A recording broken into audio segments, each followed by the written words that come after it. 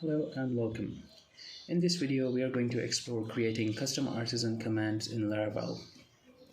These commands can be used to perform different types of administrative actions for your applications. Let's explore how we can create and run these commands, how to pass arguments, and how to pass options to these commands. So I have a fresh Laravel 10 application here, so let's get started. In order to generate a command, you go to the command line and say PHP artisan make command, and let's call this command hello. So when we run this command, it creates a hello.php file inside of our app console commands folder, right? So there are a couple of things to consider here. The first thing is the signature. This is what we're going to type after PHP artisan to invoke this command. So let's change this to just hello, and the description is describes what your command does. So let's just change it to like says hello now. And if we go back to our terminal and type PHP artisan, then we can see our command listed here. Here it is. Its signature is hello, and its description is says hello. All right. Now, the logic of the command, like what the command should do, goes inside of this handle method.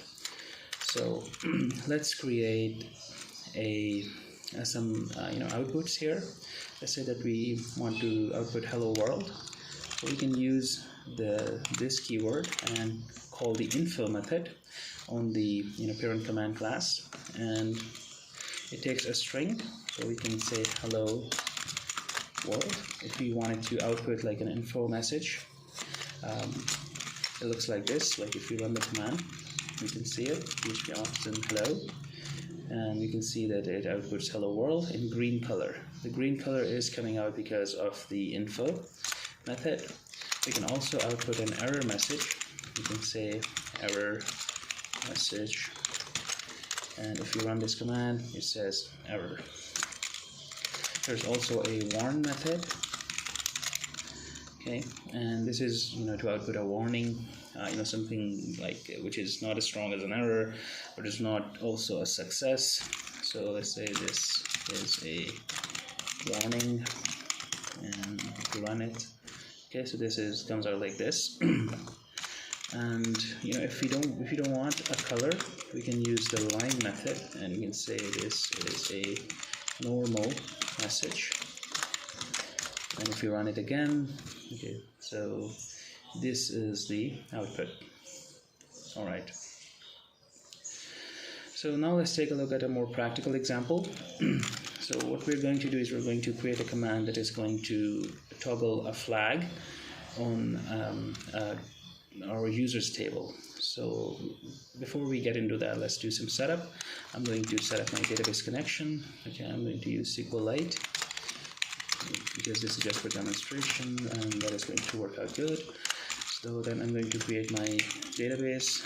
It's supposed to go in our database /database.sqlite. So this is where it should go if you take a look at the database folder. Okay, the next thing I'll do is I'm going to change my data users migration.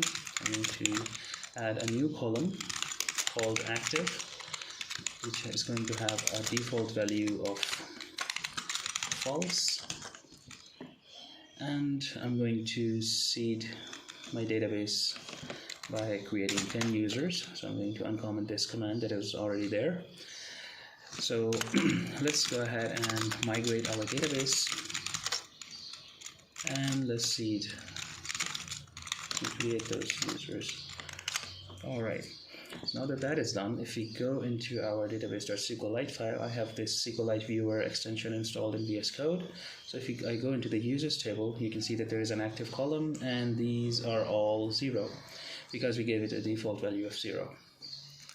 Now let's create our command. So I'm going to use the make command again. Then I'm going to say activate user. Right, so it should put this activate user class inside of app console commands. Okay, and now let's use a namespace here. Okay, and we're going to say user colon activate. So this is the namespace and this is the command. Right, so nothing's different. We're going to invoke it again like this: PHP Artisan user colon activate. But the difference comes when you type PHP Artisan. Before, when we use it without namespace, the hello command, it showed up here, right, with its document description. But when you add a namespace, it goes inside of here. So it's right here, user, and under user activate. Right, so if you want to group, a bunch of commands under one namespace, you can use this syntax. Okay, so let's give it a command activates users description, and here what we can do is we can fetch the users from the database using the user all, and then we can use a for each loop, and you can say user active equals true, and then user save. Right, and let's output an info message here. We say this info all users activated. Now let's go back and we'll run this command. We'll say PHP Artisan user activate. Alright, all users activated. And if we go back to our database file, okay, and if you go into our users table, we can see that all of these are active now. So let's close these extra files if we don't need anymore. So alright, so we saw how we can activate all of the users, but let's say that we want to specify the user that we want to activate. So in order to do that, we can use arguments inside of commands. And the way to use arguments is you include it inside of your signature, right?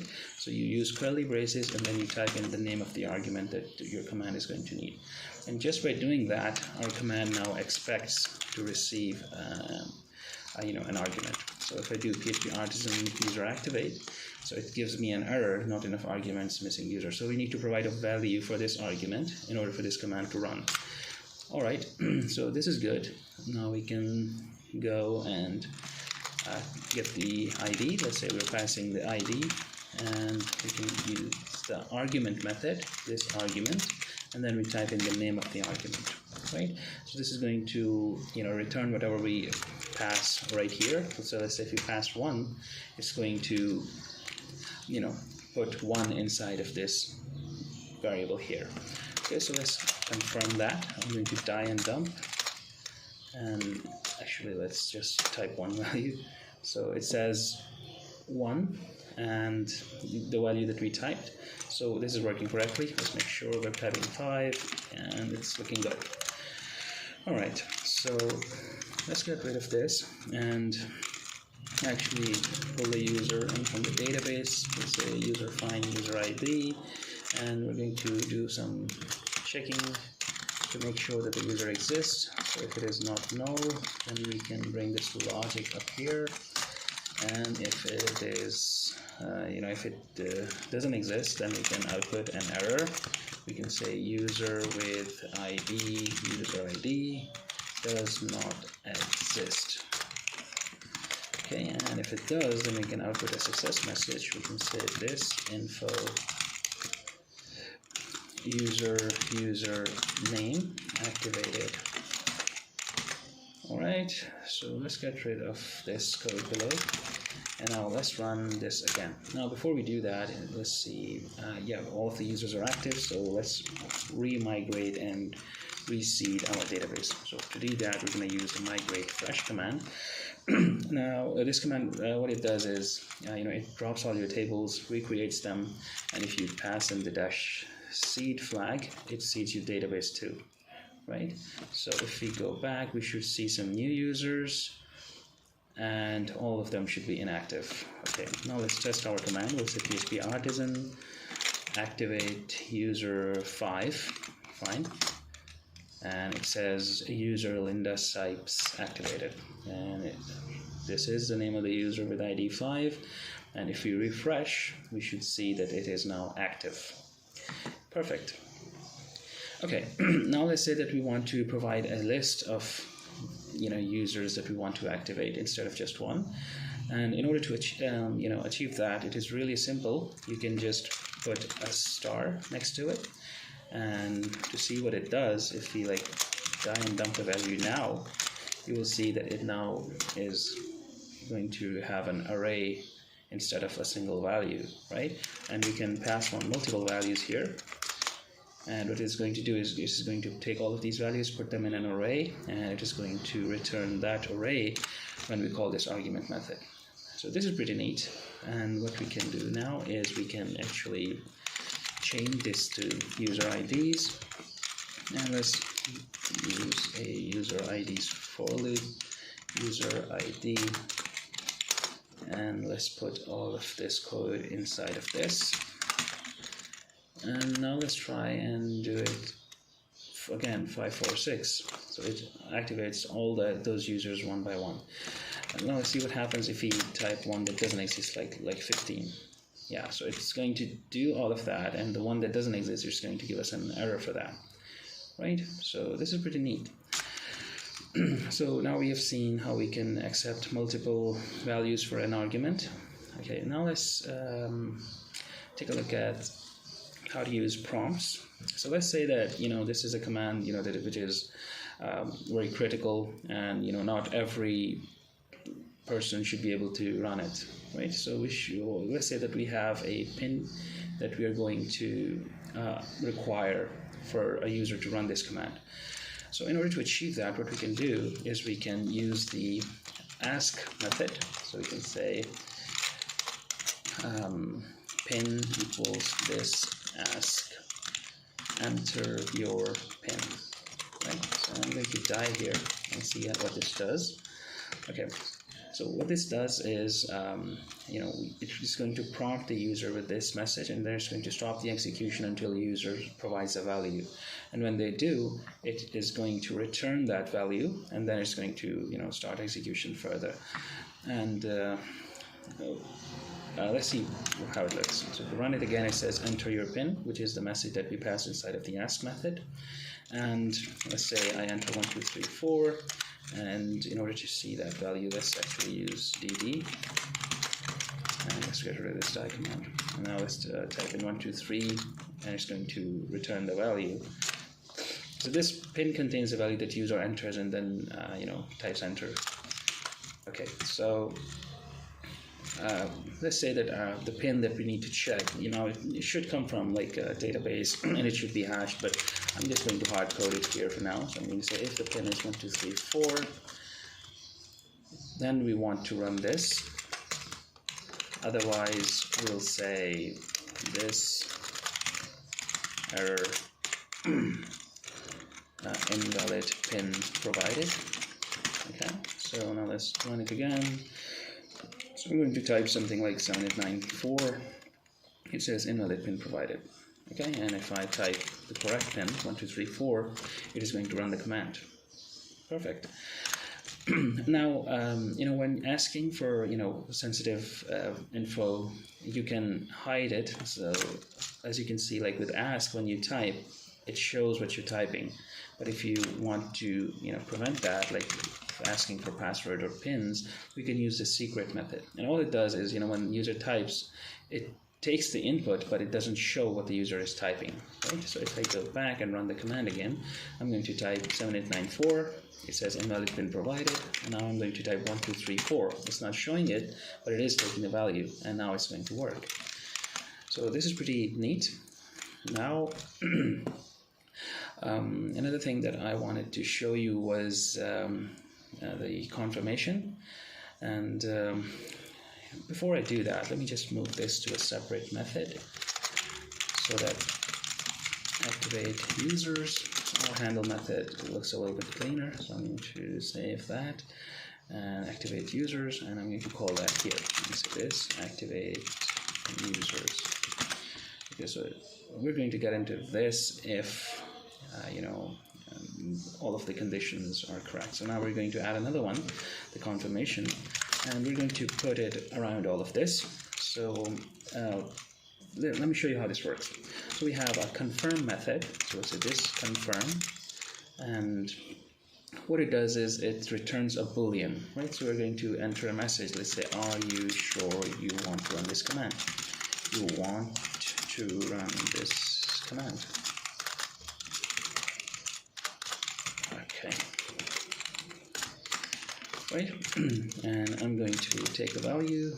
Now let's dump this value and see what happens. Okay, so if we like run this command again, it says, are you sure you want to run this command?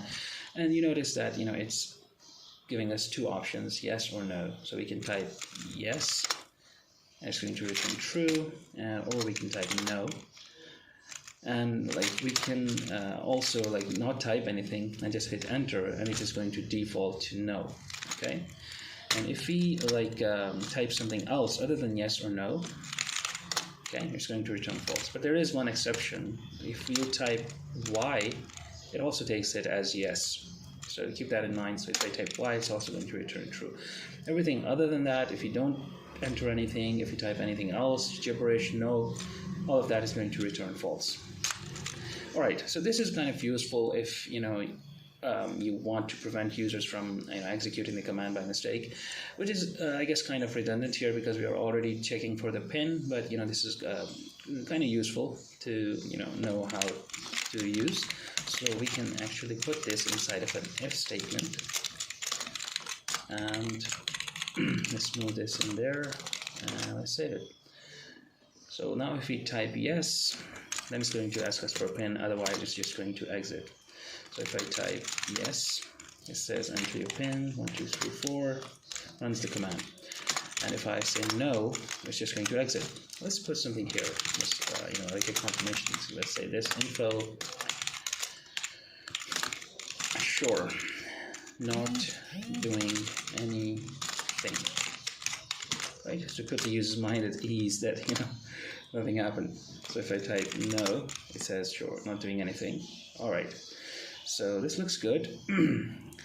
And yeah, another thing that we can do is when you see that the default value is no here, we can also override that by passing in the default value here. We can actually set it to true. And if I run it again, you see that it is defaulting to yes. So if I type nothing and press enter, it is going to, take it as yes, right? So this is also kind of useful.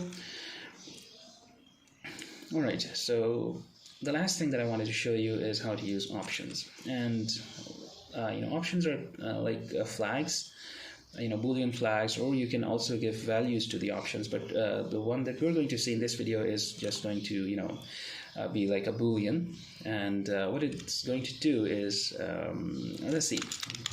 So we're going to define it like an argument, but you put 2 dashes before it. So this makes it an option, right? So what it does is, if it exists, this option's value is going to be true, and if we don't pass it when we run the command, so like if we let me just take the value here. So in order to get the value of the option, we have an option method, just like we had one for argument. So we'll say force. We're going to pass in the name of the option, okay, and then let's try and dump and see how this works. Okay, so if I'm going to run it, it's going to return false because we didn't add that force option. Okay, so now let's add the force option, and it's going to return true. Right, so what this does, so what I want it to do is if we pass this flag, then we don't want the command to ask for confirmation, which is kind of an indicator, like I know what I'm doing, and just, don't ask me for confirmation. I know I'm running this command. Right, so let's do that. So we'll say if this option or, and let's put the name of the option first. So if this option exists, then we don't need to check the second condition. We don't need to ask for confirmation. We just go and execute it. And if it doesn't, then we're going to ask for, for confirmation. So let's run this command without the force flag first and see if it asks for confirmation. Okay, yes it does. Enter your pin. And the command runs. Now let's see if we don't pass. Oh, actually, if we do pass the force flag, it goes directly to enter your PIN, and it doesn't ask for confirmation. Okay, so this is also pretty useful. You can also, use values for options, and let me just quickly show you how to do that. So when you want your option to have a value, what you can do is you can add an equal sign here, and now it's not going to be just a Boolean flag. It is going to give us a value. So I don't have like a practical example for it, but I can just show you what it does. So let's not do this and add a new option here, and then we can call it test equals, right? And here we can die and dump this option test, and let's do dd. So if we run this command, okay, so since we put equal to in front of it, so what it does is, it's not going to return false if we don't pass it, right? It's going to return null. And if we pass a value, and in order to pass a value, you do test equals 1, 2, 3. So then it is going to give us the value when we get the value for that. So that's how you, add options to your command. So I'm going to get rid of this and get rid of this. And let's run it one more time to make sure that it's working. Oh, test option does not exist. Okay, 1, 2, 3, 4. Perfect. So I guess this is it for this video, and if you found it useful, please like it, and if you want more content like this, please subscribe to my channel, and I'll see you in the next one. Until then, take care. Bye.